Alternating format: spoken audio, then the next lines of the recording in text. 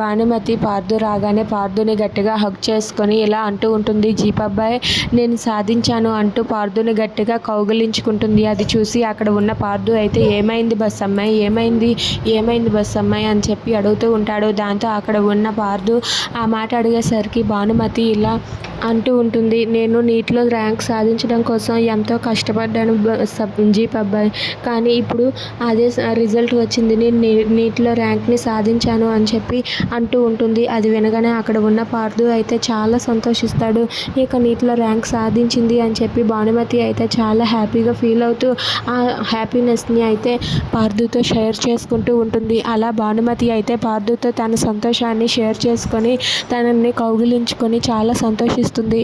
ఇక అక్కడ ఉన్న పార్థు అది చూసి అయితే చాలా సంతోషిస్తాడు.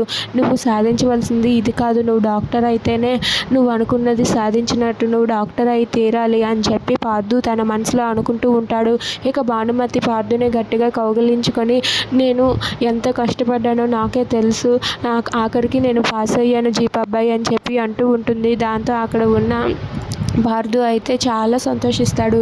ఇక పార్థు ఇలా అనుకుంటూ ఉంటాడు, నువ్వు నీటిలో ర్యాంక్ సాధించడమే కాదు డాక్టర్ అయి తీరాలి, డాక్టర్ అయితే నేను చూడాలి అని చెప్పి పార్థు అయితే అంటూ ఉంటాడు. దాంతో అక్కడ ఉన్న భానుమతి అయితే ఖచ్చితంగా అవుతాను జీపబ్బాయ్, ఖచ్చితంగా నేను డాక్టర్ అయ్యే తీరుతాను అని చెప్పి పార్థుకి మాట ఇస్తుంది. దాంతో పార్థు చాలా సంతోషిస్తాడు. ఇక భానుమతి అయితే తన సంతోషాన్ని పార్థుతో చెప్పుకొని తనైతే చాలా హ్యాపీగా ఫీల్ అవుతుంది. అలా భానుమతి అయితే తన నీటిలో పాస్ అయిందని చాలా సంతోషిస్తూ తనైతే ఆనందంతో ఉప్పొంగిపోతూ ఉంటుంది. ఇక పార్థు అది చూసి చాలా సంతోషిస్తాడు.